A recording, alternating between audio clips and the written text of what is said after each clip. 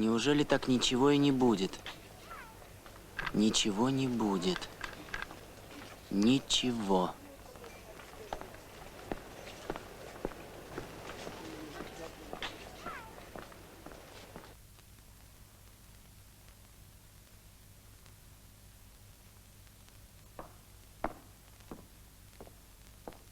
Все гладишь?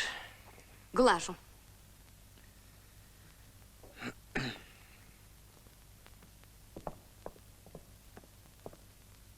Слушай. Да? Тебе не кажется, что в нашем доме что-то происходит? Происходит. Я глажу сорочки. Да. Быстро ты из Зизи превратилась в Зюзю. Спасибо. Наконец я услышала точное определение. Зюзя. Ты знаешь, Держи край несколько раз ездил к Валерии? Знаю. Знаешь? Да. Он пытался посмотреть на все со стороны. И заодно разобраться в наших с ней отношениях, но, по-моему, так ничего и не понял. Наверное, это невозможно понять. Как часто бывает, когда дело касается наших личных отношений, мы становимся близорукими. Держи край женился на тебе. А чего он женился на тебе? Любовь. Он искал в тебе товарища. Он искал в тебе друга, творческого собрата. Чтобы вместе с тобой преодолевать какие-то трудности, чтобы стремиться к высоте, к вершине. И вдруг ты неожиданно быстро сломалась и стала просто женой. Сорочки, утюги. Я женщина, Мить. И вот наш Эдик Николаевич и стал метаться. Да. А его можно понять. Но почему, например, Протасов уходит от любящей его Лизы к цыганам? Потому что он слабый человек. О! Тебе бы это надо было вовремя понять, да помочь ему. А ты? Да, ну сейчас у вас все нормально. Никуда он от тебя не денется, он любит тебя. Ты его вечная гавань. Вот со мной все сложно. Я никак не могу разобраться в своих отношениях с Валерией. Ничего не могу Митя, понять. Любовь для нее обуза. Она боялась пожертвовать собой. Она вошла в мою жизнь как молния. Вошла в сердце мое. И все. Я бегал к ней домой, я стучал в дверь, я звонил по телефону. Мне никто не открывал. Исчезла не только она, но и тетка. Я уже перебрал в голове 1000 вариантов. Может быть, я обидел чем-то, может быть, что-то не так сказал, может, надоело ей своими исповедями, но ничего к ней не подходит.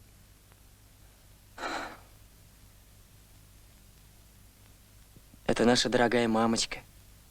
Научила все понимать и воспринимать через любовь.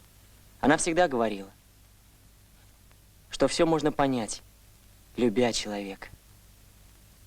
Когда мы были маленькие, я как-то обидела тебя. Она мне сказала, вас двое, вы должны любить друг друга.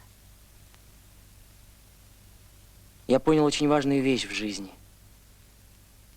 Что за все в жизни нужно бороться. И за любовь.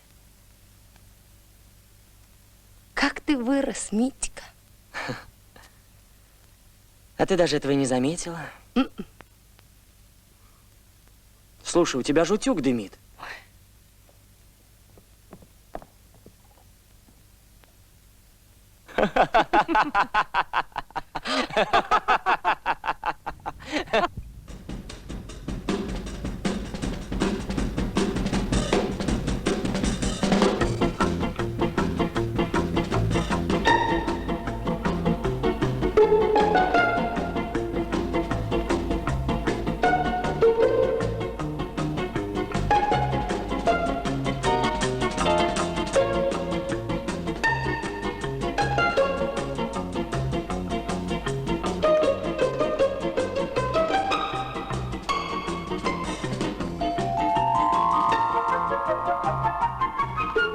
Здорово.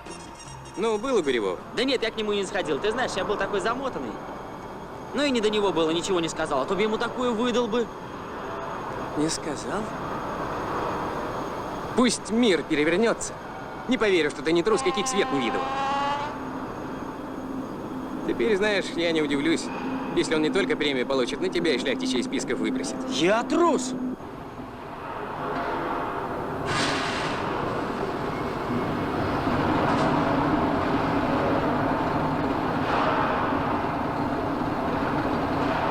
Здравствуйте.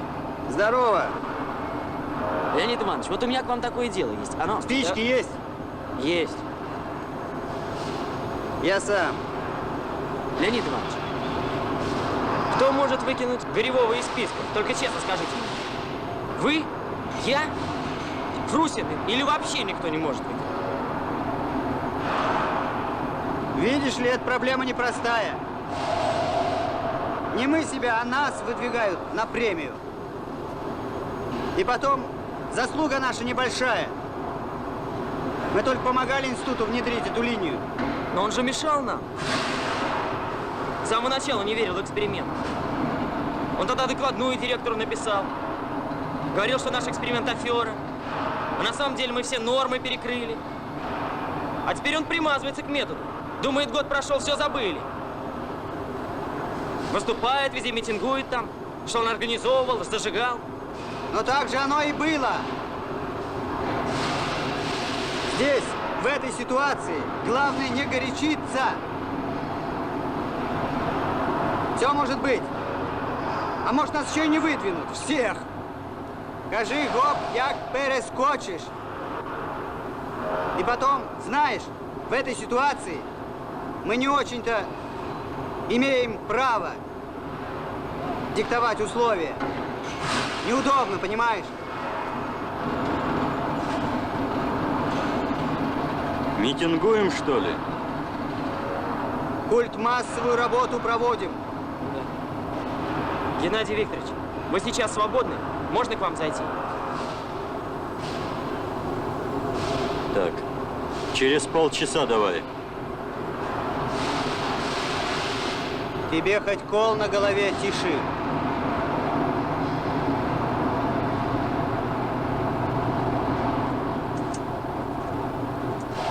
Геннадий Викторович, вы попали в список на премию незаслуженно. Понятно. Значит, говоришь, незаслуженно. А почему? Ведь вы же с самого начала не поддержали эксперимент. Ведь вы же с нами контактировали как начальник цеха, и не более того. Ведь вы же с самого начала не верили в эксперимент, не верили. А на премию за это не выдвигают. Понятно. Значит, помощи вам от меня никакой не было. Зеленой улицы я вам не давал. Да я не об этом говорю, Геннадий Викторович. Может, вы хороший начальник цеха и отличный человек, не мне об этом судить. Но премию дают за эксперимент. Эксперимент, в который вы не верили. Значит, говоришь, участие не принимал в эксперименте. Не верил. Ах. За это внедрение я имею 4 выговора. 1 строгий, 1 поставить на вид за перерасход энергии. 3 депримирования на 50%. Грамота обком комсомола еще до окончания эксперимента. Грамота треугольника завода, когда эксперимент был закончен. А ты говоришь, не верил.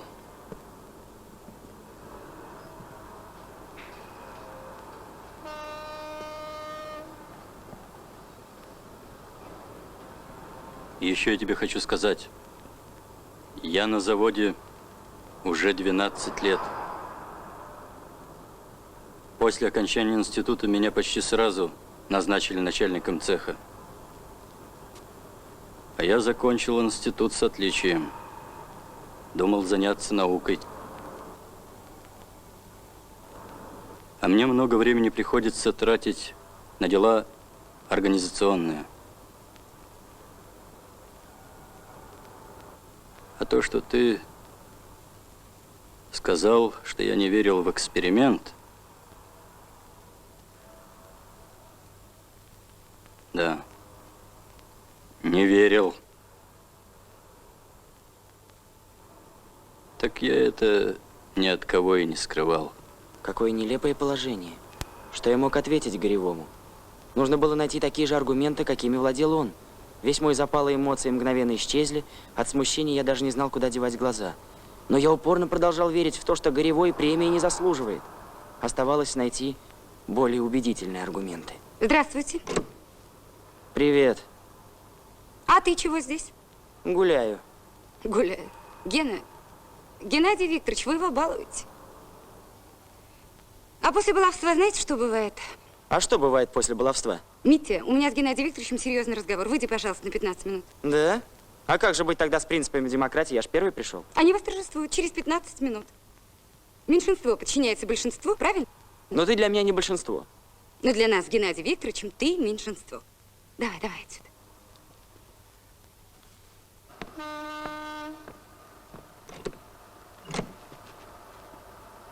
Так. Интересно, слушай, а чего это ты с ним так строго? Гена, кто я? Кто ты? Да. Зина. Зинаида Матвеевна. Прежде всего, я электрик.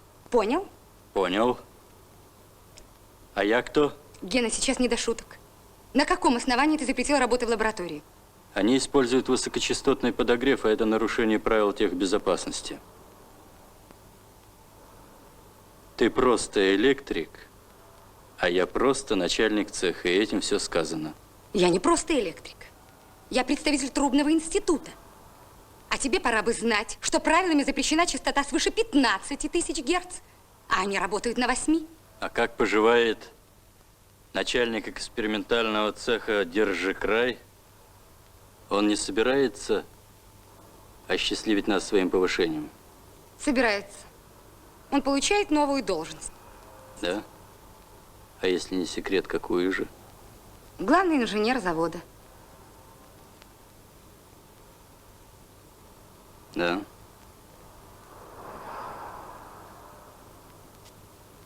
Вот как. В таком случае, Зинаида Матвеевна, с этого бы и надо было начинать. Считайте, что лаборатория уже работает. Генка, ну зачем ты так? Вы же были друзьями. Как в песне. Знаешь, такая песня есть, в юности мне очень нравилась. В любви я доверил признаться однажды дружку своему. И сердце забилось неровно,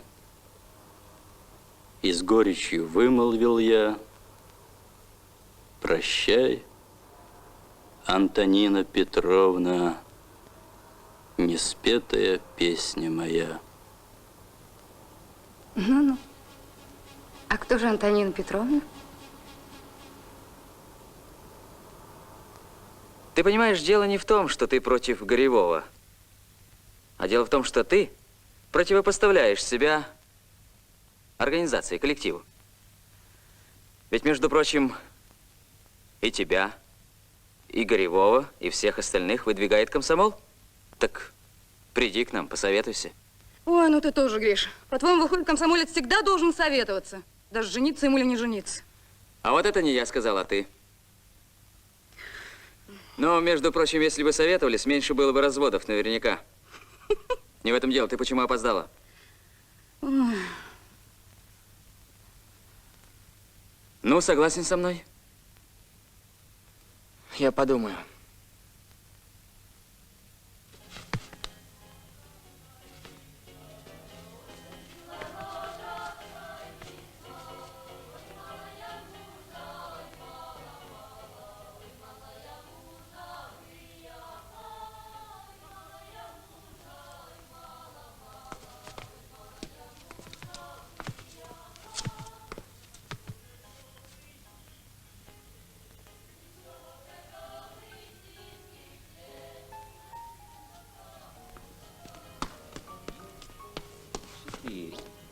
Слушай, ну я все сделал. А ты чего в таком виде-то? А у По меня дворцу репетиция. бегаешь. Какая репетиция? Языком не расскажешь, так и пальцем не растычешь. Ничего руками рассуждать, коли Бог ума не дал. Речь умом красна. А коли язык шепелявый, ты поговори с скороговорочкой. Да я тебя в цех наш устроил. Все нормально. А я в цех передумала. 33 корабля лавировали, да не вылавировали. Это ты лавируешь, ты! У тебя 7 пятниц в неделю. Чего это ты передумала? У нас на дворе подоре, погода размокропогодилась, и я передумала. Меня в ансамбль приглашают. Какой еще ансамбль? Никаких ансамблей. Ты будешь у нас сидеть на стане. Да я тебя в наш цех устроил. Самый лучший цех на нашем заводе. Нужно колокол Да молчи ты немного. Нужно все скороговорки Ну, будешь сидеть красиво. И тогда так заговоришь, словно реченька зажурчишь. Ты высказалась? Ага, нет. В общем, ты будешь работать у нас в цеху. Нет. Будешь. Нет. Будешь. Будешь. Будешь.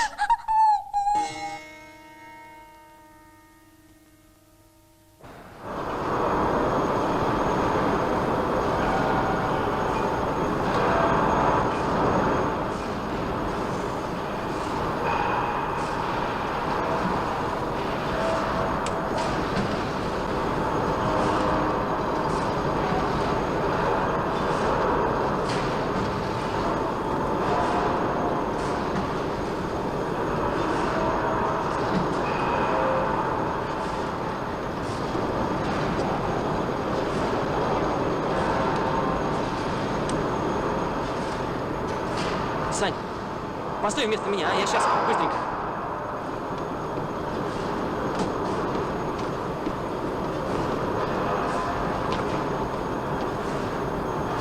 О, привет. Привет. А что это ты здесь делаешь? Работаю. Как ты работаешь? А так это. Ваш брак подсчитываю. Вот это что ли? Вот это. Ты бы лучше пел, чем мой брак подсчитывать. Да, кстати, ты же хотел в ансамбле работать. Я хотела. Да. Это же вы хотели. Я хотел в ансамбле Да. работать. Это же ты Я хотел в хотела на ансамбле заводе работать. А ты что работать. здесь делаешь? Она здесь работает. Да, Работница. Ну ладно, пойдем на стан калибровки посмотрим, а? пойдем. В чем дело?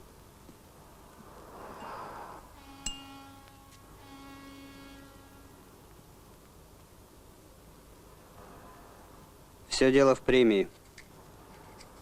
Митька возмущен, что тебя утвердил техсовет. Понятно. Бери конфеты, остатки сладких.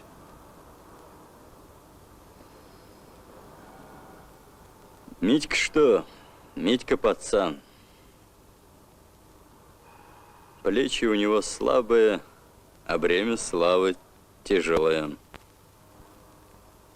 Вот и происходит разбалансировка от перенапряжения. Он лжефилософствует, а ты поклоняешься. Извини, конечно, Леня, утрирую. Да нет, почему же? В общем, ты прав. Во всем прав.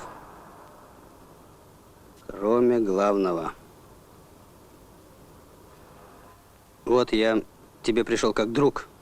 Ты меня поймешь? Ты должен отказаться от премии. Не один я так думаю. И Держи край так считает. Слушай, Леня, во-первых, меня не волнует, кто и как думает. А во-вторых, Держи край на техсовете был за меня, тебе ясно? Да знаю я это все, знаю. Но как друг советую, откажись. Так будет лучше. Кому лучше? Митькам лучше, понимаешь? Митькам. Слушай, Кривцун, ты ведь металлург, ценный гражданин, государственный человек. Должен понимать, что мы ежегодно теряем миллионы тонн стали из-за несовершенства профилей проката. И если мы сейчас беремся за освоение нового профиля трубы, то это о чем-то говорит? А ни о чем не говорит. Каждому понятно, что вы месяца 2 будете сидеть на бабах. Вот так. Но ведь сам Шляхтич сказал, что это труба чрезвычайной конфигурации. И нужно рисковать своей премией. Да пойми ты, это государственный заказ. Ведь Ну никто да. в Союзе не умеет гнать такой трубы. Конечно. Мы будем первые. А ты о деньгах думаешь. Да успеешь ты заработать свои деньги, ты ведь еще молодой. Знаешь, у Кривцуна все зубы целы. кушать хочется, жевать. Чего? Жевать тебе хочется? Угу. Слушай, а что ты знаешь о коровах?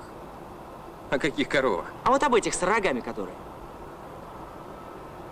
А ты знаешь что, Мить? Корова должна давать молоко. А ее для этого нужно очень хорошо кормить. Вот и я тоже коровка, только двуногая коровка. И мне нужно хорошо платить, понял? Да нет, ты не коровка. Ты бегемот, носорог и крокодил, и я бы с удовольствием тебя стукнул пару раз. Не имеешь права. Ох, как хорошо ты изучил свои права. Ну а как же?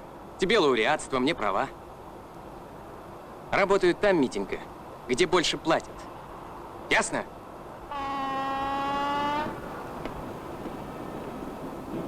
И этот тип называет себя рабочим классом. Я понимаю, конечно, за спасибо работать не надо. Но и деньги тоже. Все равно же это не самое главное. Слушай, для тебя существует такое понятие долг? Существует. Но не тебе меня ему учить. Чему? Долгу.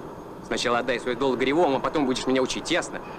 А ты ходишь все липового интеллигента и себя корчишь. Да это ты из себя корчишь, коровка дойная, пожрать, ведь ты же не такой. Ведь тебе сидит сейчас два человека, и одному из них противно за твои слова. Слушай, ты мыслитель, Спиноза. Это все слова, понял? Слова. И долг твой лауреатский, уря, уря. А сам ты не веришь, не веришь. Я не верю. Ты не веришь.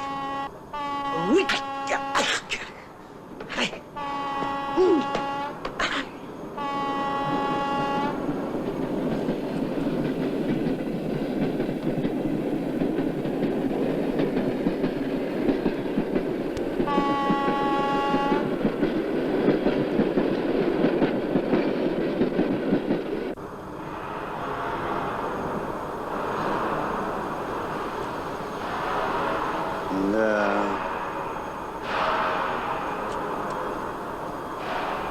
Чё, да.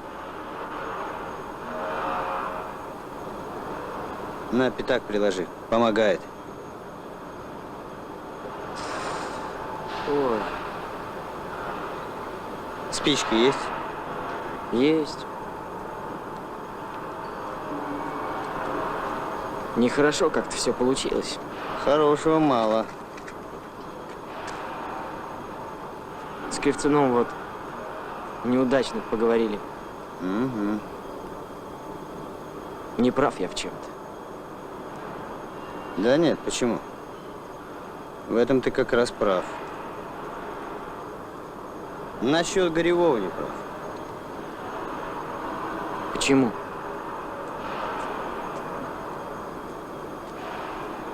А ты никогда не думал о том, что вдруг и мы с тобой незаслуженно попали в этот список на премию? М?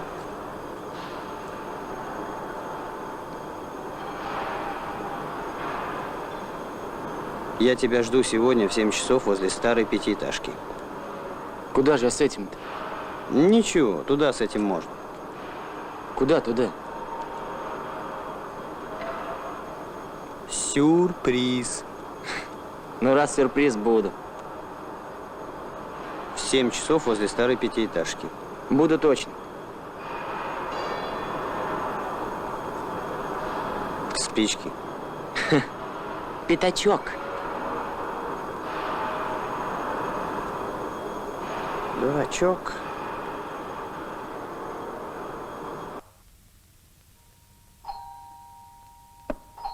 Привет. Вот тебе сюрприз. О, череда. Здравствуйте, Геннадий Викторович. Проходите.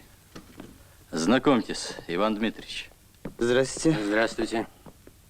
Шляхтич Леонид. Прохоров. Добрый вечер, Дмитрий. Здравствуйте. А я Иван Дмитриевич. Тезки, значит? Как же, тезки? Как, по отцу, как? Ага, ну да. А что это кошки поцарапали, да. Проходи. Садись. Зинаида? Садись. Угу. Спичку, пожалуйста. Подожди. Пожалуйста, курите зря. Зачем? Я вот бросил давно. Привычка, А знаете ли. вы что, здесь вот так вот один и живете? Ну, почему один? Ко мне друзья заходят. О, Иван Дмитриевич, например. Угу. Понятно. Вот, кстати, военный снимок. Иван Дмитриевич. А, без усов еще. Да, вся батарея наша. Захарыч, старшина, погиб потом. А это послевоенный выпуск нашего училища. ФЗУ тогда называлось. Это мне особенно дорога фотография. Вот, Миша Морозов. Погиб на границе несколько лет назад. Герои дали. А вот это вот Колька Несмеянов. Балаболка, шалопай страшный. 3 раза из училища отчисляли. Пожалели потом. А это Вова Трофимов. На БАМе работает. В этом году заезжал. Такой же горячий, такой же очень. А вот этот вот с рукой. Володя Снегирев. Известный хирург.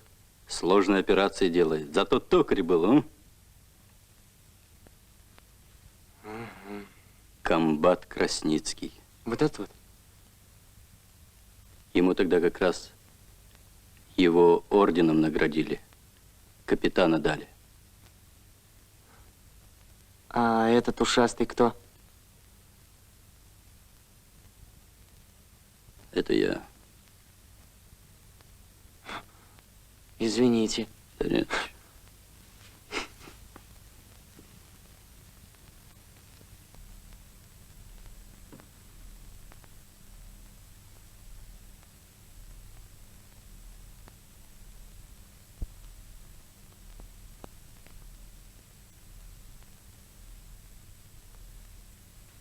Вот так. Да, тут уже. Что ж вы, хлопцы, приуныли? Головы повесили. А что, тезка, какие ты песни поешь? Ну, какие? Разные, сразу все и не припомнишь. Разные, значит, никакие. Вот послушай, тезка, песню тех лет. Нашу песню. Фронтовую. В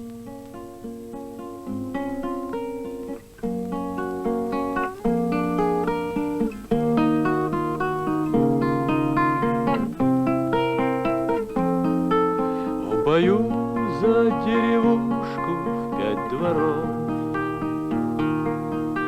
от выстрелов устали пулеметы.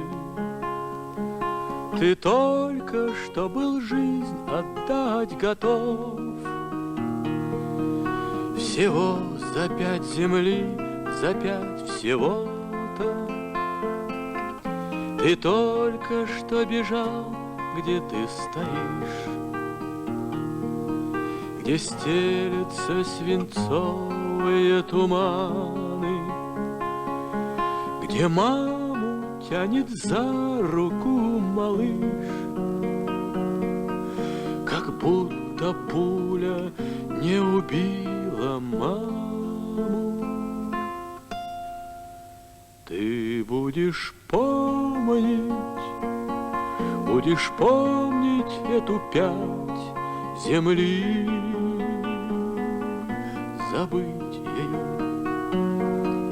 забыть такое трудно будет слишком.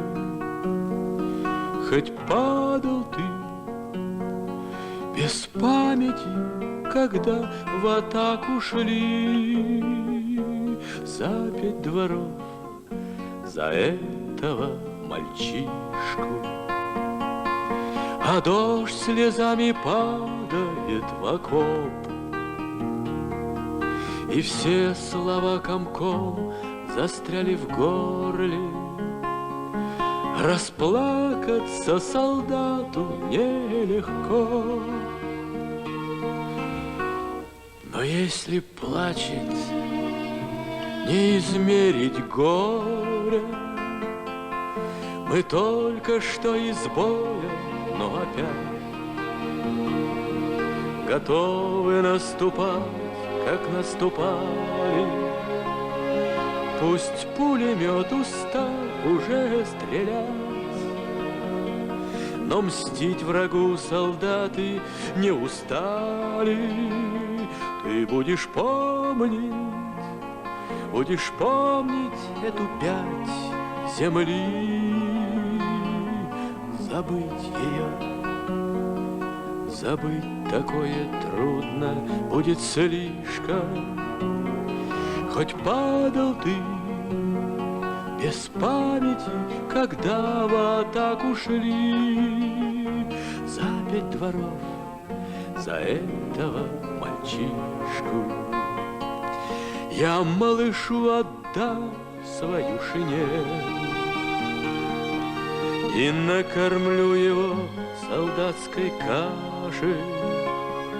Пускай он через много мирных дней об этом сыновьям своим расскажет. Пускай он им расскажет, как его мы у костра согрели на привале, как всю войну мы все до одного его от смерти грудью прикрывали. Ты будешь помнить эту пять земли, забыть ее, забыть такое трудно будет слишком. Хоть падал ты без памяти, когда в атаку шли, за 5 дворов, за этого мальчишку.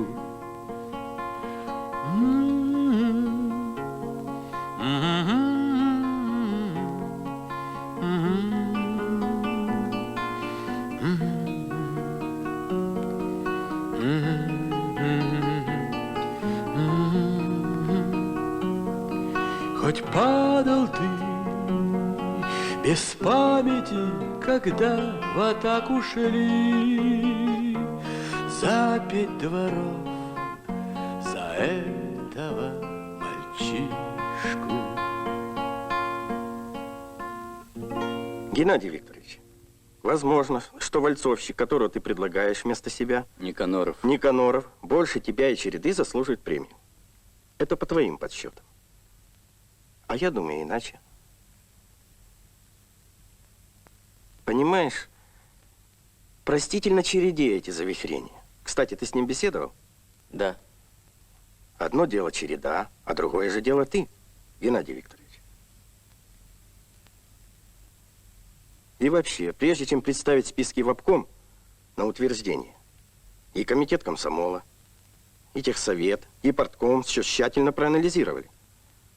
Партком считает, что твое участие в эксперименте, как и участие ряда товарищей из института, ничуть не меньше тех, кто непосредственно осваивал стан. И вообще, каждый человек должен быть на своем месте и честно делать свое дело. Я тоже так считаю. Ну вот и договорились. Как сказал Александр Васильевич Суворов, каждый солдат знает свой маневр. Не опоздал? Нет, Эдуард Николаевич. Здравствуйте. Проходи, Добрый садись. день.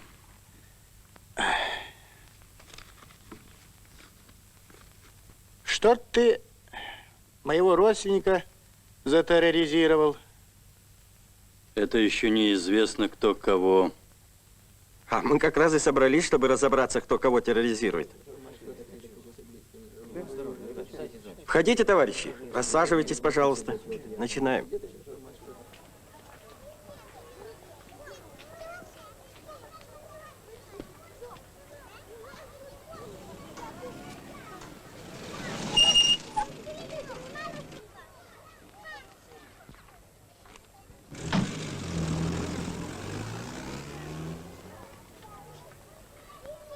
Митя, вчера мне приснился сон. Вы стоите на медленно плывущем айсберге и смотрите вперед. Вы кашляете. Я так переживала, что вы простудили, что даже проснулась и чуть не расплакалась от радости, что это мне приснилось. Извините за глупый сон.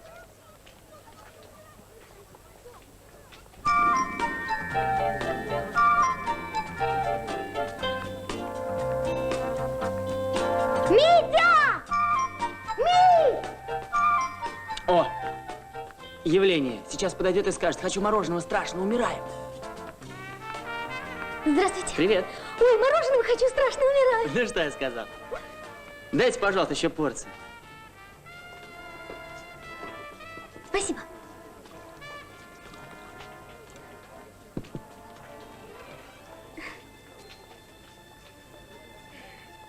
Митя, а мы вчера по телевизору Райкина смотрели. Так смеялись. Особенно сценка с письмами. Знаете, письмо ему бюрократу пишут, а он не отвечает.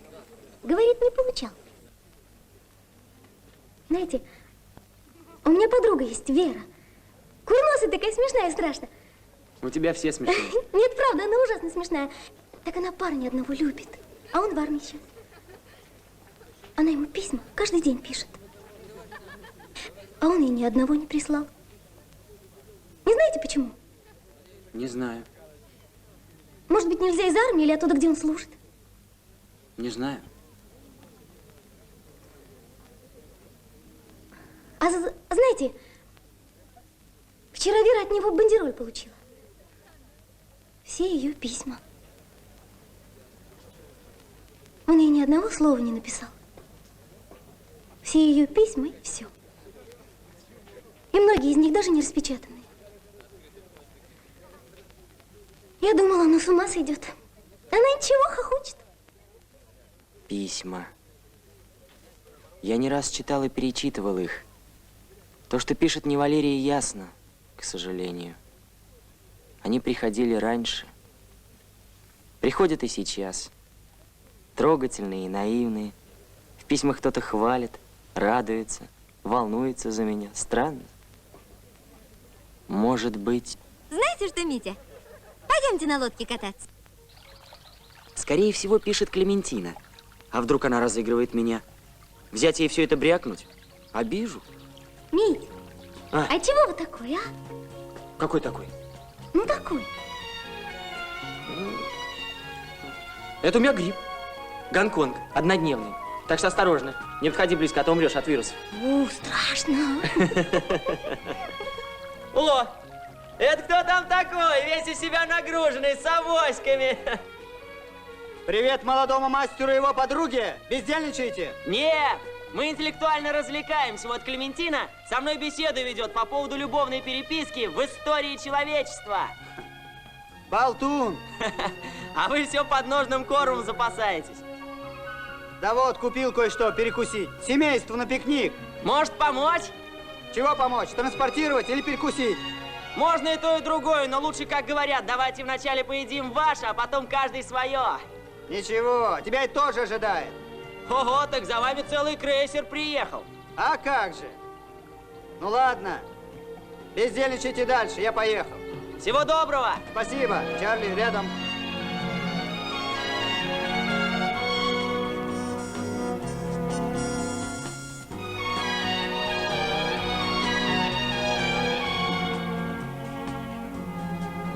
Самое страшное осталось позади.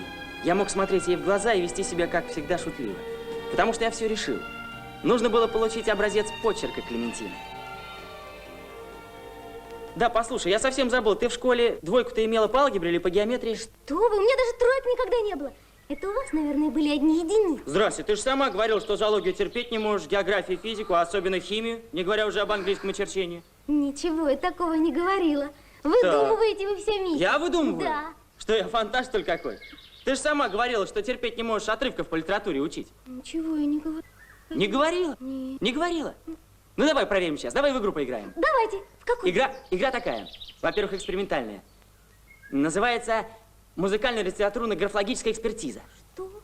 Очень мало посвященных. Ты будешь одна из них. У тебя есть ручка и бумага? Да. Давай сюда, сейчас будем играть. Так, пиши. Анкета абитуриентки Молодовеческого института. Есть. Первый курс. Молокососный факультет. Выдумываете вы Ну все. есть, Клементина Кныш. Клементин лучше надо писать. А то кол поставлю по чистописанию. Клементины Кныш. Так, обещаю всегда и во всем быть честной, откровенной, принципиальной, потому что в человеке все должно быть красиво. Голова и лицо И усы, и шляпа. Неправильно вы говорите. Так я специально сбиваю, эксперимент начался, это логически сбиваю, понимаешь? Давай. Так, и шляпа. Прекрасно. Так, отлично. Теперь все эти данные сегодня же будут заложены в компьютер, и завтра я буду обладать всеми сведениями о вас. Во что заложен? Компьютер. Дяденька такой, с именем и фамилией.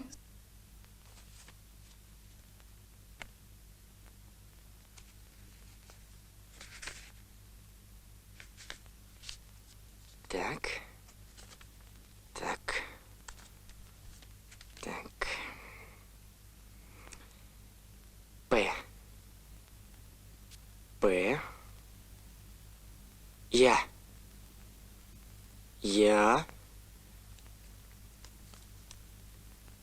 В. В. Похоже. И.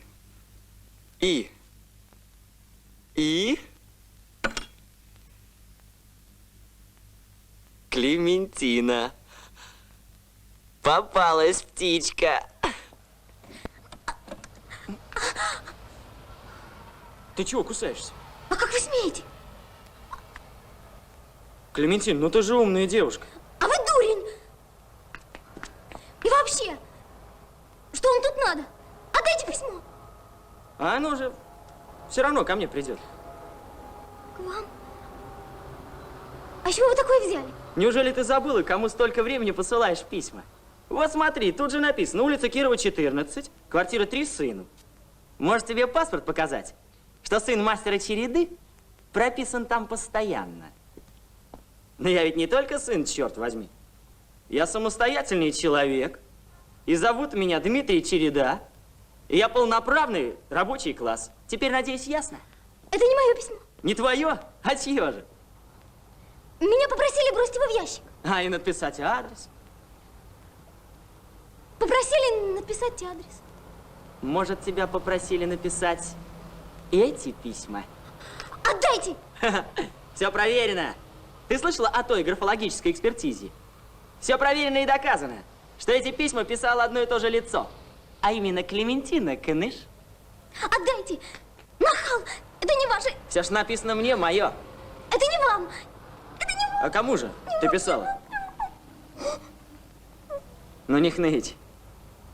Я уже догадался, почему ты перепутал номера квартир. Можешь утереть слезы, пишешь ты здорово. Поешь как птичка, название которой я никак не мог запомнить. Ну, а ты, как круглая отличница, должна знать. Сирена. И не птичка, а женщина с крыльями. Отдайте. И вдруг я понял. Своими дурацкими шуточками я причиняю Клементине боль. Что же делать? Что?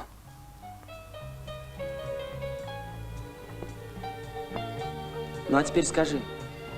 Череда, ну что ты во мне нашла? Он умный. Я глупый. Он глубокий. Я мелкий.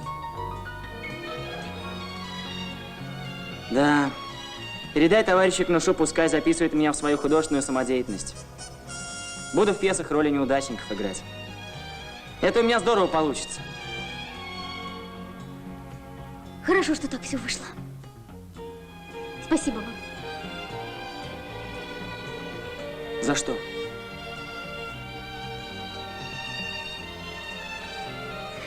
Ничего вы, Митя, не понимаете.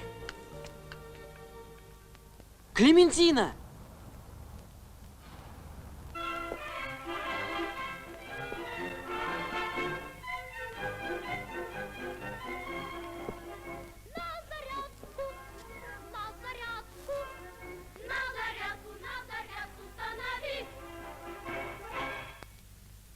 Доброе утро.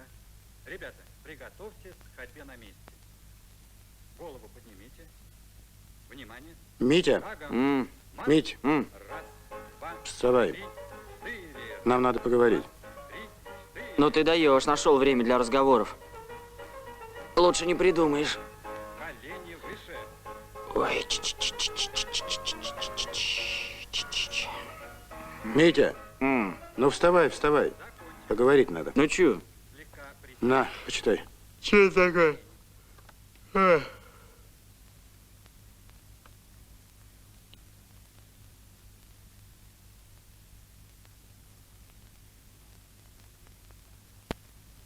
Когда пришла телеграмма? Вечером. Повтори. Вечером, когда ты шел спать. Почему же ты мне вчера ее не отдал?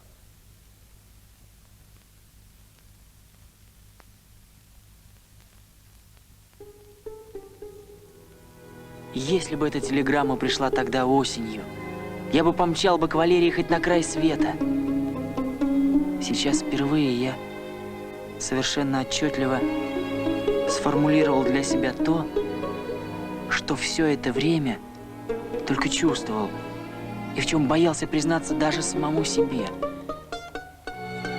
Валерия не для меня. Я ведь любил ее, любил, а она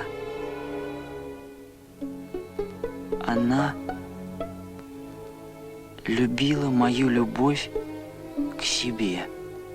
Видишь ли, Митя, я очень обрадовался, когда увидел тебя. Но ты противник временный. Понимаешь, тебя можно было бы победить чисто административно. И тут ты встретил Валерию. Она показалась мне человеком необыкновенным. Прекрасным. Да, прекрасным. А тебе? Хорошо. А телеграмму-то зачем до утра держал? Ладно, одевайся. Поехали. Зачем? Зачем? Работать.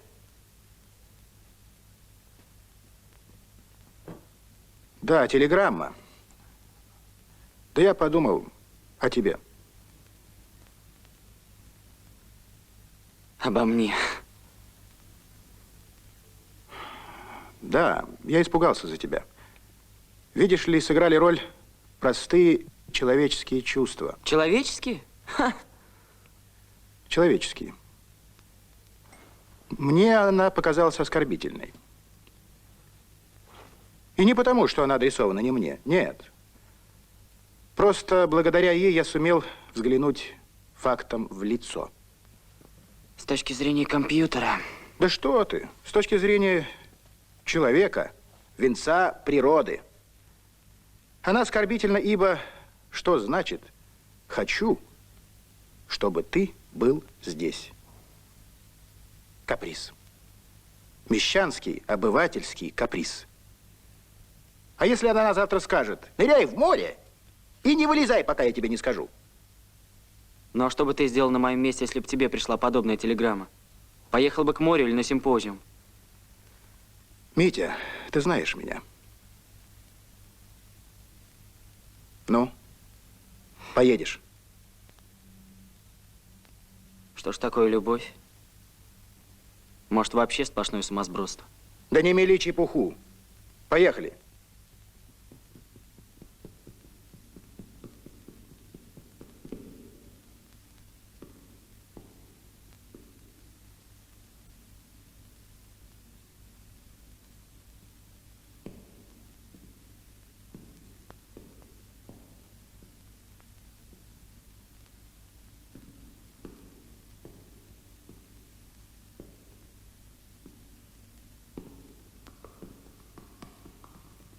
Она просила передать, что она не может.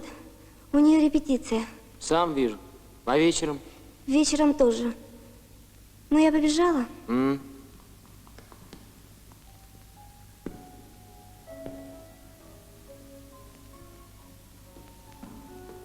Раз, два. Раз, два, три, четыре. Раз,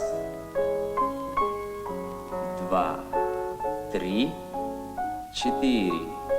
Раз, два, три, четыре.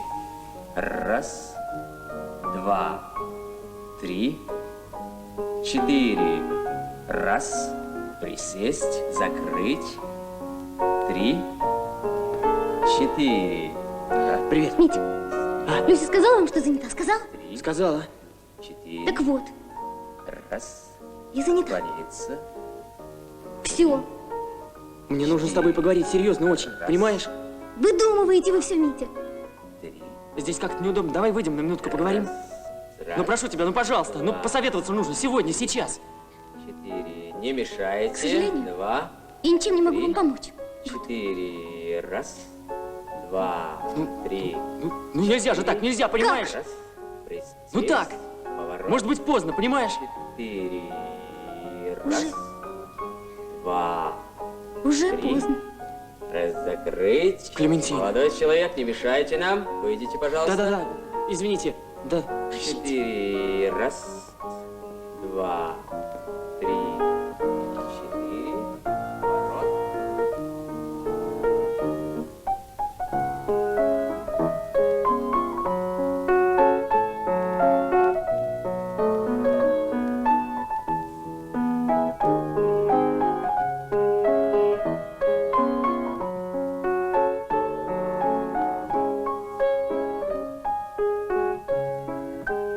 Заявление в народную дружину когда должно было быть?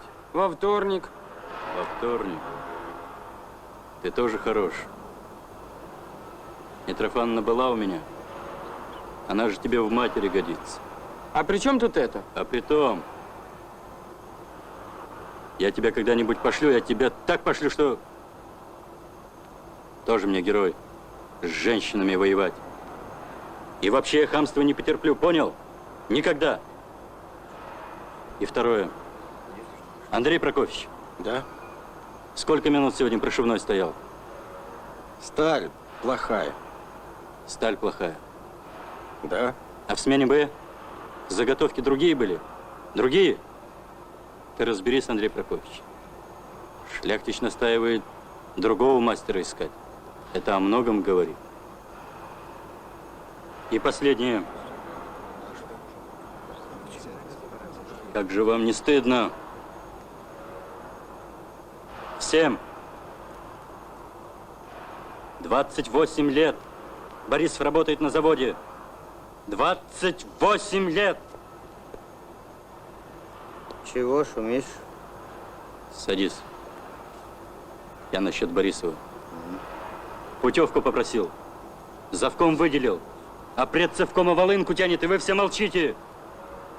Так не все же об этом знали. Это не оправдание. Я просто не понимаю, слов не нахожу. Все. Вопрос есть, нет? Значит, договорились так. Заявление и объяснительную мне сегодня же в кабинет. Насчет Борисова решайте сами. Лично я за обеими руками. А ты, Прокофьевич, разберись с заторами. Все свободны. Геннадий Викторович, я к вам вот по какому вопросу. Зря вы от премии отказывались. Неправ я был.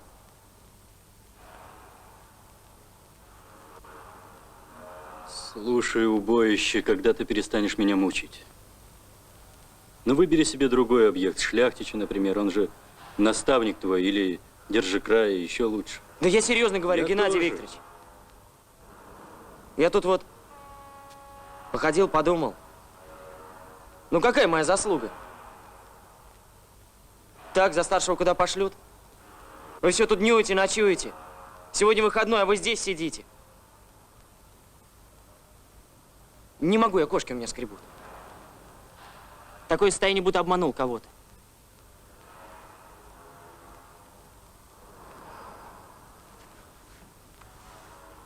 Так.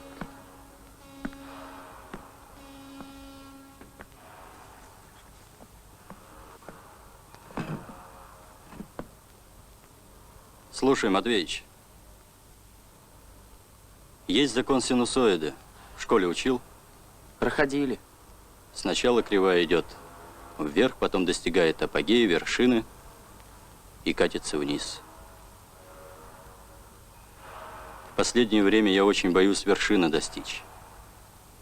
Стремиться к ней, конечно, надо, но и силы свои резервировать тоже надо обязательно. Силы и возможности. Знаешь, это ужасно, когда поймешь, что достиг вершины, а на следующую уже сил нет. Согласен? Так я тем более тогда. С премией-то с этой.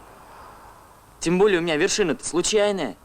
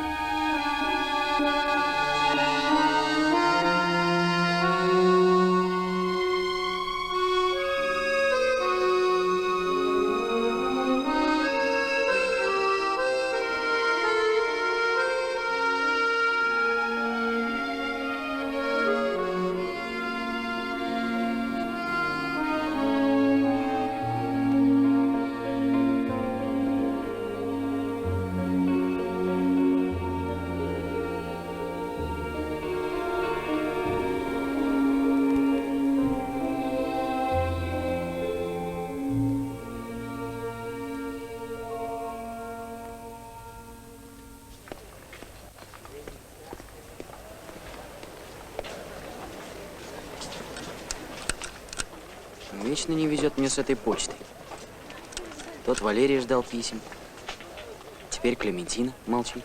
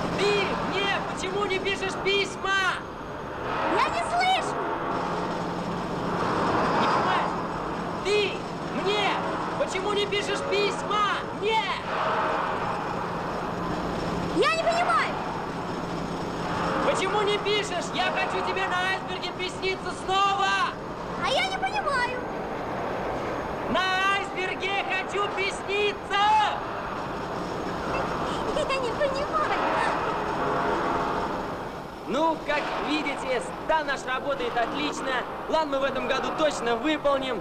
Ну а в личной жизни... Митенька, пойдем скорее. Митина, Ну, пожалуйста. Извините, товарищ. Пошли, Митенька. Извините, товарищ, пожалуйста.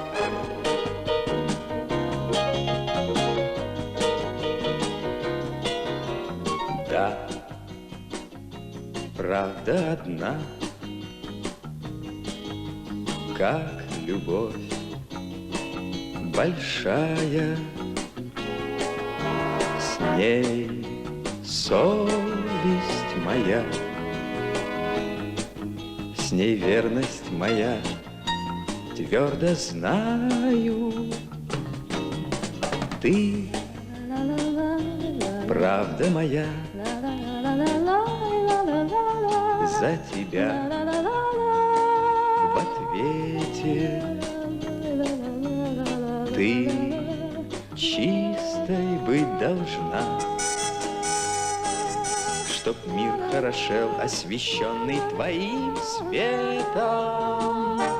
Мы с тобой, моя правда и молодость, повсюду будем вместе. Мы с тобою хотим, чтобы исполнились все добрые мечты.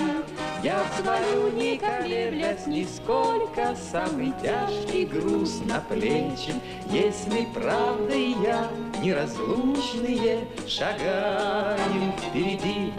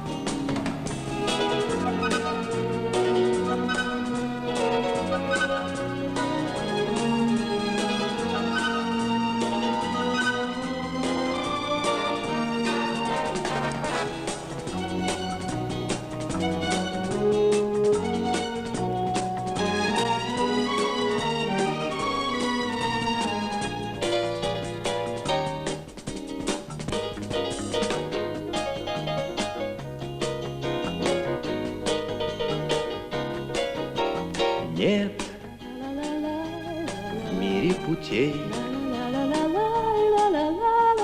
Для меня окольных есть только один. До самых седин беспокойный ты, правда моя, от отцов наследство. Ты сердцу вручена отцовским тревожным и вечно живым сердцем. Мы с тобой, моя правда и молодость, повсюду будем вместе. Мы с тобою хотим, чтоб исполнились все добрые мечты. Я взвалю, не колеблясь нисколько, самый тяжкий груз на плечи, если правда я неразлучные шагаем впереди.